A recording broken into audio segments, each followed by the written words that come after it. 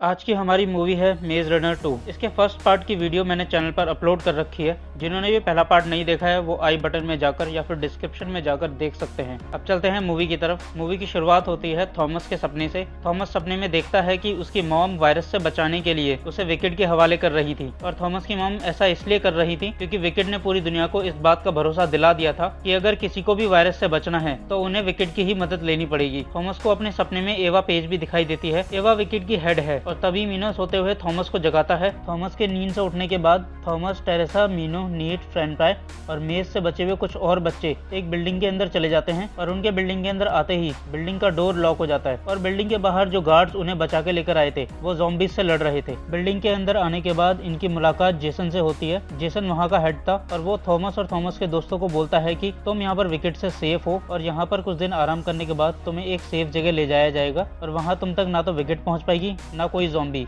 और क्योंकि इन सभी के अंदर से बदबू आ रही थी तो इसके बाद ये लोग नहाने जाते हैं, और नहाने के बाद इनके कुछ हेल्थ टेस्ट होते हैं। सभी टेस्ट के हो जाने के बाद थॉमस, मीनो और नीट कैंटीन के अंदर जाते हैं, और वहाँ पर वो देखते हैं कि उनके ही जैसे काफी सारे लोग हैं जो अलग अलग मेज के अंदर बंद थे, और वो फिर वहाँ पर कुछ लोगों से बात करने लगते हैं, और वो लोग उन्हें बताते हैं कि हम सभी लोग अलग अलग मेज से आए हैं। और फिर उनमें से एक लड़का एक पतले से लड़के की तरफ इशारा करते हुए बोलता है, उस लड़के को देख रहे हो, वो यहाँ हम सबसे पहले आया था, इसका नाम एलिस है, ये यहाँ पर किसी से भी बात नहीं करता और अकेले ही रहता है। उसके बाद वहाँ पर जेसन आता है, और वो कुछ बच्चों के नाम पुकारता है, और फिर वो बच्चे जेसन के साथ चले जाते हैं। थॉमस वहाँ के पुराने बच्चों से पूछता है कि ये क्या हुआ था अभी। तो एक पुराना बच्चा थॉमस को बताता है कि जेसन यहाँ पर डेली आता है और कुछ बच्चों को चुनकर अपने साथ ले जाता है, और ये बच्चे उस सेफ जगह पर जाते हैं जहाँ पर ना तो विकेट आ सकती है ना ही कोई ज़ॉम्बी। और थॉमस वहाँ के पुराने बच्चों से बात कर ही रहा था कि तभी उसे टेरेसा दिखाई देती है। थॉमस टेरेसा से बात करने के लिए उसके पास जाने लगता है, लेकिन गार्ड्स उसे रोक लेते हैं, और फिर थॉमस और थॉमस के दोस्तों को एक रूम दिया जाता है सोने के लिए। रात होने पर जब थॉमस सो रहा था तो वहाँ पर एलिस आ जाता है, और एलिस थॉमस को एक जगह लेके जाता है जहाँ पर थॉमस को पता चलता है कि जेसन जिन बच्चों को सेफ जगह ले जाने के बहाने लेकर जाता था, असल में उन बच्चों के साथ कुछ गलत किया जाता है, और हो सकता है कि उन बच्चों को मार भी दिया जाता हो। और फिर से अगले दिन जेसन कुछ बच्चों को अपने साथ लेकर चला जाता है। जेसन के जाने के बाद थॉमस कुछ गार्ड से लड़ने लगता है, क्योंकि वो गार्ड थॉमस को टेरेसा से मिलने नहीं जाने दे रहे थे, और थॉमस को टेरेसा की फिक्र हो रही थी। थॉमस के गार्ड से लड़ने की वजह से थॉमस को और उसके दोस्तों को उनके रूम में भेज दिया जाता है। और फिर रूम में जाने के बाद हमें पता चलता है कि थॉमस ने गार्ड से लड़ाई जानबूझकर करी थी, ताकि हाथापाई के दौरान थॉमस गार्ड का एक्सेस कार्ड चुरा सके, जिसके जरिए वो किसी भी गेट को ओपन कर सकता था। और फिर से एक बार थॉमस और एलिस सच्चाई जानने के लिए निकल पड़ते हैं। वो एक रूम में जाते हैं जहाँ पर वो देखते हैं कि काफी सारे बच्चों को हाइपर स्लीप में रखा गया है, और उनके बॉडी के अलग अलग जगह पर कुछ ट्यूब्स लगा रखी हैं, जिन ट्यूब्स के जरिए उन बच्चों के अंदर से कुछ खींचा जा रहा था। और इससे पहले कि थॉमस कुछ कर पाता, जेसन वहाँ आ जाता है।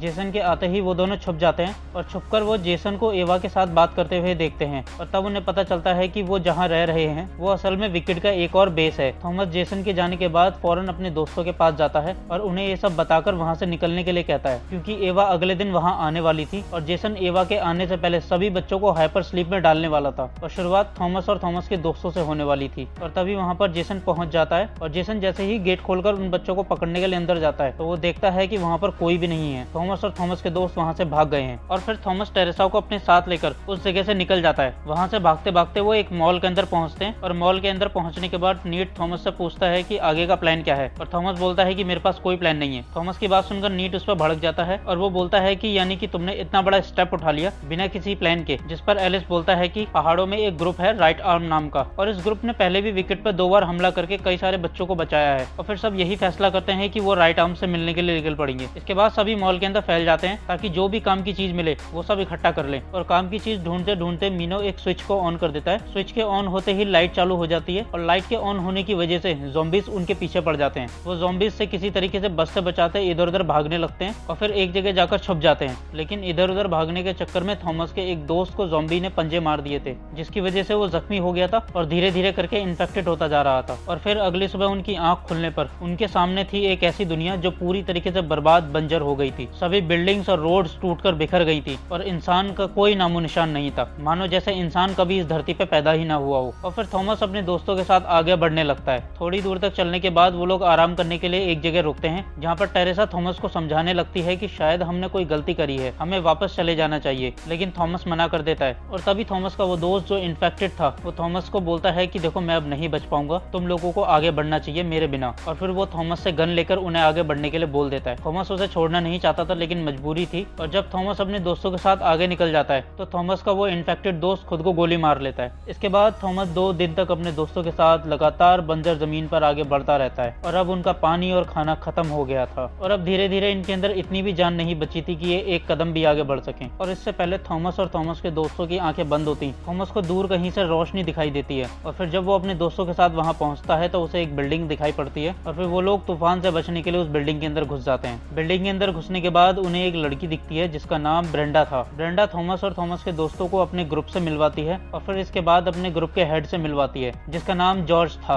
और फिर जॉर्ज उनसे पूछने लगता है कि वो कहाँ से आए हैं और वो कहाँ जा रहे हैं। थॉमस जॉर्ज को बताता है कि वो विकेट से भाग कर आए हैं और वो पहाड़ों की तरफ जा रहे हैं, क्योंकि वहाँ पर राइट आर्म नाम का एक ग्रुप है जो उनकी मदद कर सकता है। और फिर तभी वहाँ पर जेसन और जेसन की टीम आ जाती है जो एक एक कर जॉर्ज के लोगों को मारने लगती है। और इससे पहले कि जेसन के लोग थॉमस और थॉमस के दोस्तों तक पहुँचते, वो लोग वहाँ से भाग जाते हैं। और फिर थॉमस को पकड़ने के लिए जेसन के लोग थॉमस की तरफ बढ़ने लगते हैं। और इससे पहले कि वो गार्ड्स थॉमस को पकड़ते, वहाँ पर जॉर्ज का लगाया हुआ बॉम्ब ब्लास्ट हो जाता है और पूरी की पूरी बिल्डिंग ढह जाती है। बिल्डिंग के ढहने के बाद थॉमस और ब्रेंडा टनल के रास्ते से आगे बढ़ने लगते हैं, लेकिन ज़ॉम्बीज उनका पीछा वहाँ भी नहीं छोड़ते। और फिर थॉमस और ब्रेंडा को अपनी जान बचाने के लिए टनल में भागना पड़ता है। और फिर वो भागते भागते टनल के एंड पर पहुंच जाते हैं, लेकिन ज़ॉम्बीज अभी भी उनका पीछा कर रहे थे। और फिर वो और आगे बढ़ने लगते हैं, लेकिन तभी ब्रेंडा एक ग्लास के ऊपर गिर जाती है और सभी ज़ॉम्बीज ने ब्रेंडा को घेर लिया था। जिसके बाद थॉमस ब्रेंडा को बचाने के लिए उसका हाथ पकड़कर उस गिलास को तोड़ देता है जिस गिलास के ऊपर ब्रेंडा थी। और क्योंकि थॉमस ने ब्रेंडा का हाथ पकड़ा हुआ था तो ब्रेंडा तो बच जाती है, लेकिन बाकी ज़ॉम्बीज कई 100 फुट नीचे गिर जाते हैं। लेकिन थॉमस की इतनी कोशिश के बाद भी ब्रेंडा को ज़ॉम्बी ने काट लिया था। और फिर वो दोनों एक ऐसी जगह पहुंचते हैं जहां पर काफी सारे नॉन इन्फेक्टेड लोग थे। और फिर वहां पहुंचने के बाद वो दोनों एक क्लब ओनर से मार्कस नाम के आदमी के बारे में पूछते हैं, और साथ ही वो अपने दोस्तों के बारे में भी पूछता है। थॉमस की बात सुनकर वो क्लब ओनर थॉमस और ब्रेंडा को शराब पिलाता है और फिर बोलता है कि हो सकता है तुम्हारे दोस्त मेरे क्लब के अंदर हो। थॉमस अपने दोस्तों को ढूंढने के लिए क्लब के अंदर जाता है, लेकिन शराब पीने की वजह से वो बेहोश हो जाता है। और फिर जब थॉमस की आंख खुलती है तो वो देखता है कि उसके सामने उसके दोस्त हैं। और उसके बाद उसे पता चलता है कि क्लब ओनर ही मार्कस है। और फिर थॉमस और उसके दोस्त मार्कस से राइट आर्म की लोकेशन पूछकर मार्कस की गाड़ी लेकर राइट आर्म से मिलने के लिए निकल पड़ते हैं। वो लोग पहाड़ों में एक जगह पहुंचते हैं जहां पर बीच रास्ते में कई सारी गाड़ियां रखी हुई थी, और क्योंकि गाड़ियों के ढेर लगने की वजह से वो आगे नहीं बढ़ सकते थे, इसलिए वो गाड़ी से उतर जाते हैं। और तभी उन सबके ऊपर गोलियां चलने लगती हैं। और इसके बाद 2 लड़कियां थॉमस और थॉमस के दोस्तों को गन पॉइंट पर ले लेती हैं, लेकिन वो लड़कियां एलिस को पहचान जाती हैं। असल में ये लड़कियां एलिस के साथ एलिस की मेज में थी। और फिर वो लड़कियां बताती हैं कि हम राइट आर्म से हैं। जिसके बाद वो लड़कियां थॉमस और थॉमस के दोस्तों को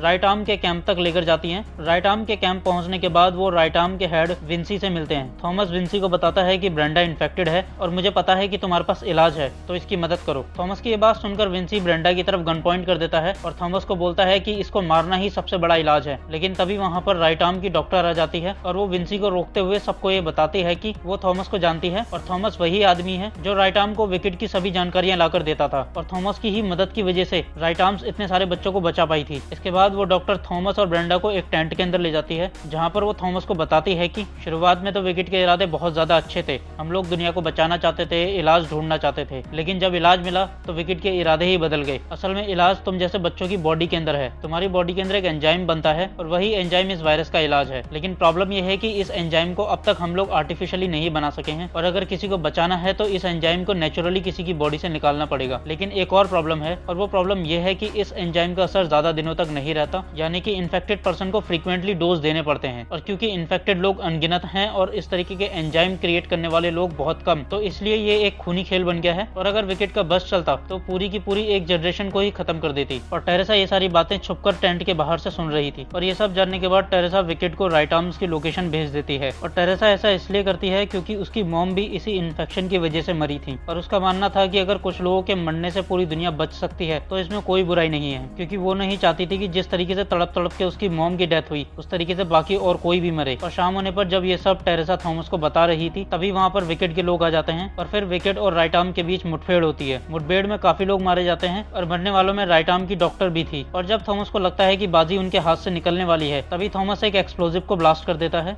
बॉम्ब के ब्लास्ट होते ही एवा, जेसन और टेरेसा, मीनो और बाकी बच्चों को साथ लेकर वहाँ से निकल जाते हैं। और फिर अगली सुबह थॉमस ये फैसला करता है कि वो मीनो को बचाकर लेकर लेकर आएगा और ना सिर्फ मीनो बल्कि वो उन सभी लोगों को बचाएगा जिन पर विकेट जुल्म कर रहा है, और ये मूवी यहीं खत्म हो जाती है। अगर आपको ये एक्सप्लेनेशन अच्छा लगा हो तो वीडियो को लाइक कीजिए, चैनल को सब्सक्राइब कीजिए। मैं मिलता हूँ आपको अगली मूवी के साथ, तब तक के लिए देखते रहिए V explanation movie in Hindi.